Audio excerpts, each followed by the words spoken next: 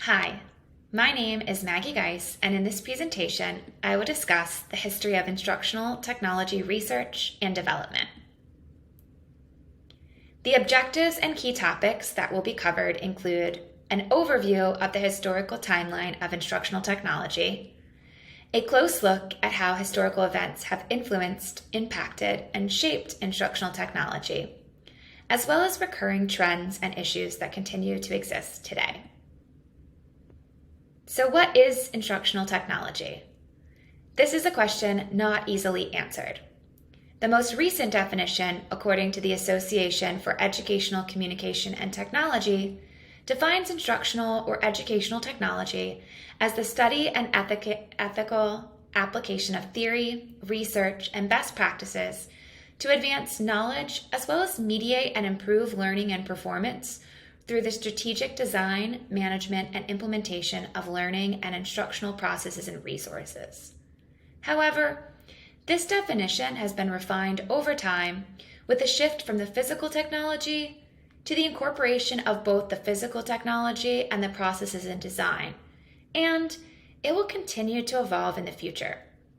To understand the changes in the definition, we need to understand the historical implications behind the changes. Instructional technology and thus instructional design have undergone many changes. Here we have a brief outline of some of those phases. In the earliest phase was silent visual media, and this included the production of motion picture projectors and was introduced via instructional films for educational purposes. The next phase included audiovisual media, and here we have the introduction of radio and motion pictures with sound. This was highly anticipated and integrated early on in classrooms. Following audiovisual media was instructional television, in which instructor-guided television became very popular, more so, however, for military and vocational trainings, rather than in educational settings, but we'll discuss this in more detail later on in this presentation. Personal computers took a strong hold in the personal computer phase and helped to automate elements of instructional design. Following the personal computer phase, the World Wide Web was developed and introduced and provided information and communication at rapid speeds. And currently, in the mobile learning or M-learning phase, wireless devices and programs have enabled learning experiences from virtually anywhere, with an emphasis on learner-centric and collaborative learning experiences. Now, we'll take a closer look at the historical phases through the decades. The 1900s through the 1920s were the silent audio phase. During this time, there was a large shift from individuals moving from rural settings to urban and suburban communities. This was as a direct result of the Industrial Revolution. This meant that there was also a shift in formalizing public education, where students were grouped by grades and had separate classrooms rather than a one-room schoolhouse or homeschooling. Instructional technology consisted of early educational film, pictures, and lantern slides, which we see in the picture here. Additionally, there was an increase in the trainings on visual instruction, and in 1910, Rochester, New York became the first public school system that integrated instructional films for educational purposes into the classroom. In the 1930s and 1940s was the audiovisual media era, and here there were significant advances in audio, including sound audio, broadcasts, and motion pictures with sound. Even so much so that in 1937 in Chicago, when there was a large polio outbreak, the school was disrupted with a late start 3 weeks. In order to continue education in those 3 weeks, principals and educators partnered with local radio stations and taught through radio for 3 weeks. During this time was also World War II, and military training films were extensively utilized to train soldiers, which would later be studied by psychologists and educators in order to research and create additional trainings for the military. In decades to come, this research would lend way for the shift to a more systems-based approach to instructional technology and design. And it's important to note here that while there was increased usage in both military and vocational audiovisual instructional technology during this time, the growth of audiovisual technology slowed in the classrooms here. In the 1950s and 1960s was the introduction of instructional television and the programmed instructional movement. Behavioral objectives were very important during this period, and possibly one of the most pivotal historical moments for instructional design was the launch of Sputnik in 1957. The United States began investing millions of dollars in order to improve math and science education. Task analysis, objective specification, and criterion reference testing were linked to form a process or model for systemically designing instructional materials. Bloom's taxonomy was developed and implemented. And as historical events were impacting instructional technology and design, they also impacted evaluation of education and technology. It's during this time that formative and summative education are transforming as well. And similarly, with the audiovisual movement, instructional television usage dwindles in the classroom.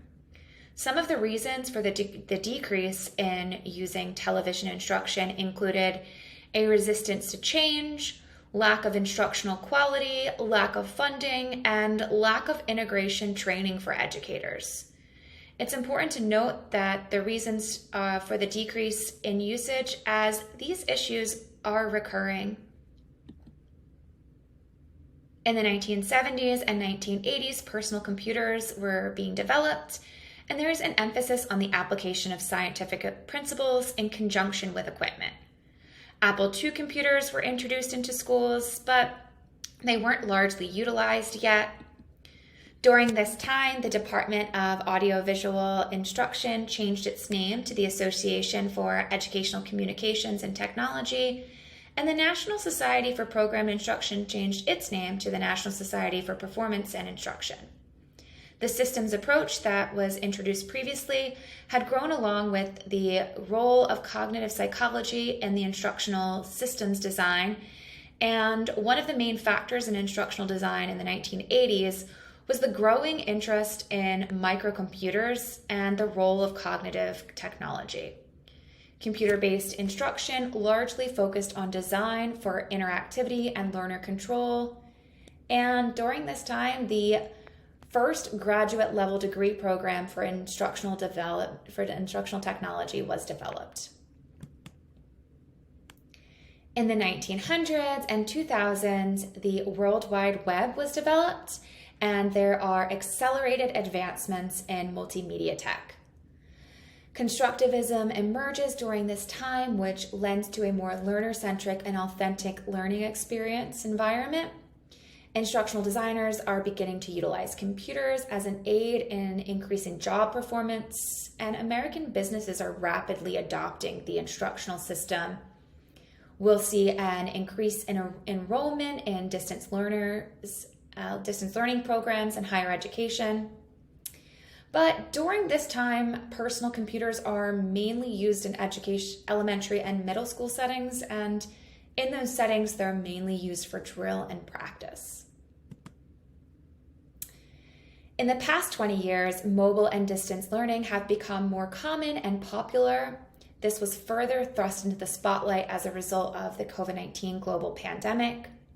Personal devices are used now for more collaborative and personalized learning experiences. Blended learning modules are more popular, and technology is widely accessible, with many technology grants available, particularly due to the pandemic. There's also an increased investment in instructional technology and training. While we can't predict what the future will hold, forecasting anticipated global spending with regards to current trends show that augmented reality and virtual reality, as well as Artificial and technology, robotics, and blockchain will be some of the areas that are heavily invested. You can see here with the graph the amount that is forecasted between 2018 through 2025. It's important to consider some of the issues, however, that were discovered throughout history of instructional technology development when we do implement these new technologies.